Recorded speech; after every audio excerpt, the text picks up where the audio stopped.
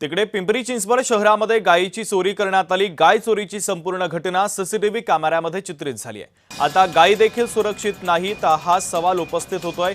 पिंपरी गावातील एका गोठ्यामध्ये बांधलेली गाय 3 अज्ञात चोरट्यांनी चोरी करून पळवली। 28 जुलैच्या मध्यरात्री 1:45 ही धक्कादायक घटना घडली।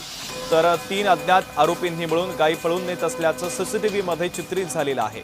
या प्रकरणात अभिजित ज्ञानेश्वर शिंदे यांनी पिंपरी पोलीस स्टेशन येथे अज्ञात आरोपीच्या विरोधामध्ये तक्रार देत गुन्हा दाखल केलेला आहे।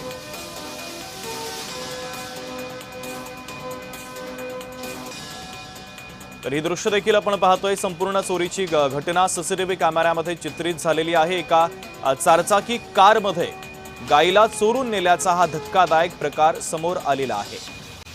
तर गाय चोरीचा हा संपूर्ण थरार सीसीटीव्ही कॅमेऱ्यामध्ये चित्रित झालाय। पिंपरी चिंचवड शहरातील ही संपूर्ण घटना आहे।